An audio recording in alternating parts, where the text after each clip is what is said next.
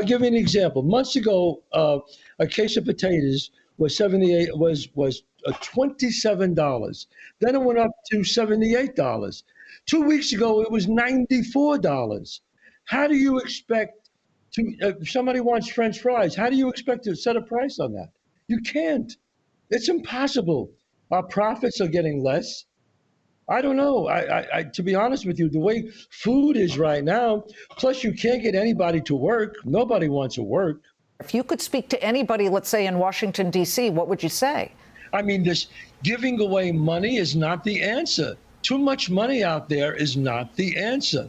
I mean, I'm kind of really frustrated. Oh, really? Definitely. Academy Award nominated actor turned restaurateur Chaz Palminteri on the Claman Countdown yesterday, expressing extreme agita about how inflation has bruised his restaurants. And while Chaz has to deal with mitigating these problems at his 2 spots in New York, he's got 2 restaurants, bigger chains like Cameron Mitchell Restaurants, which has 17, soon to be 18 cities that host his restaurants across the U.S., with 39 locations, face some tough decisions. Cameron Mitchell is on the cusp of opening his largest and most expensive Ocean Prime Steakhouse atop Project 63. This is a brand new complex on the Las Vegas Strip. The restaurant is slated to open next spring. So how is the company balancing rising costs and wage inflation against a massively expensive expansion project? Cameron Mitchell joins us now in a Fox Business exclusive. Cameron, I am guessing the Vegas project is still on, correct? Yes, ma'am. Scheduled to open around tax day next year. Great. Let's hope people get tax returns that have a little bit of a check in there and they can spend it at your restaurant. There you But go. what kind of cost challenges are you facing as you build out?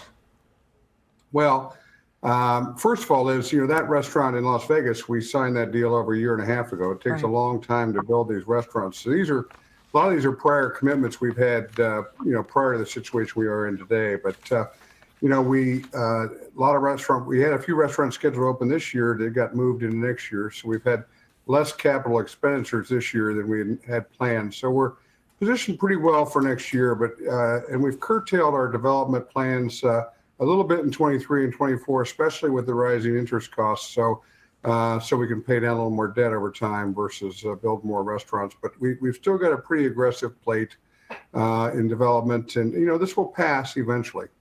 Yeah, of course. But you just made a great point, and that is that inflation was not nearly as high back when you signed this deal as it is now. Have you had to make any adjustments on materials costs or design? Tell me exactly how you are wrapping your mind around these producer price indexes numbers and, of course, the CPI, which was pretty disastrous. Right. Our restaurant company tries to make a 10% or more profit margin every year. That's our goal, and we usually do that. So some of the average restaurants in the United States are probably more in the closer to 5% profit margin range, and I'm very concerned about them right now because they're really feeling the heat. But literally every inbound product is up double digits, whether it be food supplies, energy supplies, labor. We're facing on all fronts. We typically in the past have risen our prices about 3 or 4% a year. Last year, we took an 8% price increase. The first half of this year, we took another 4%. And we just put in our fall increase, which was a little under 2%. We felt like we couldn't take any more. It's just getting so high. But ultimately, at the end of the day, it's cost us an overall profitability, 2 or 3 points in profitability. But as long as the consumer stays well, we feel like we're going to be okay. And so far, the American consumer has been pretty strong. Well, you've got Prime Social, not just Ocean Prime. You've got Del Mar, El Segundo. I mean, we can put up all of your nameplates here for these restaurants, which are so many. The Avenue, The Barn, Cap City, Lincoln Social, Cameron's American Bistro, Guild House, Hudson. Which ones are doing better? Are there others that maybe at a higher price point, you tell me, are struggling a bit? Well, we also have a sister company called Rusty Bucket Tavern, which has got 22 more casual dining restaurants. And we think that part of the segment is struggling the most. Right now, the higher end, fine dining, upscale, polished, casual segment is still doing pretty well. We had a really terrific first half in terms of sales.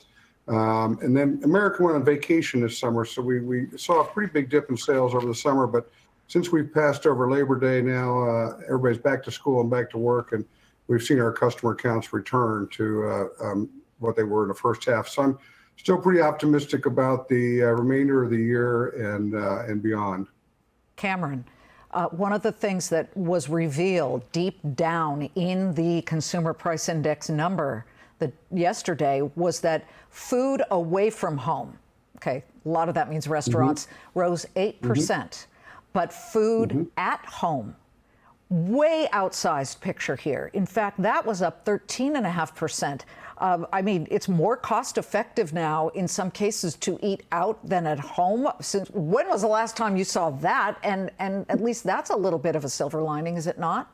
Yeah, not that I can remember in my lifetime, Liz, Right. but it's encouraging for restaurateurs across the country, and people. There's still a pent-up demand coming out of COVID. That people want to gather, they want to be with people, they want to socialize and feel good about themselves. So, the outlook as far as sales, I think, is strong. The only thing I'm really concerned about, is if we lose that consumer. If for some reason it just gets to be too much and it starts to tip in the wrong direction, and restaurants around the country will be in a lot of trouble at that point in time. But like I said, right now the consumer seems to be fairly resilient, and the restaurant industry itself is very resilient. I don't know if you heard, Chaz Palminteri, the actor who also has two restaurants under his own nameplate. He's really struggling. Small businesses, it's a tough time, and you are considered certainly bigger than that. Yeah, my heart goes out to them.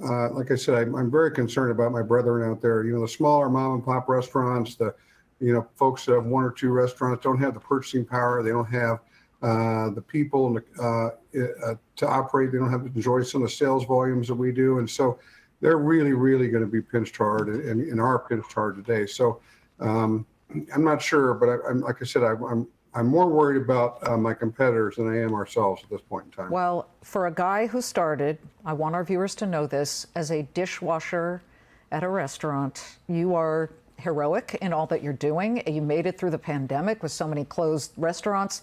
We're cheering you on. We want to be at the opening in Vegas. So, we need to do that story and get out to Vegas and cover that live. We've got a standing invitation, Liz. We'd love to have you. Thank you. Cameron Mitchell of Cameron Mitchell Restaurants right there in Columbus, Ohio.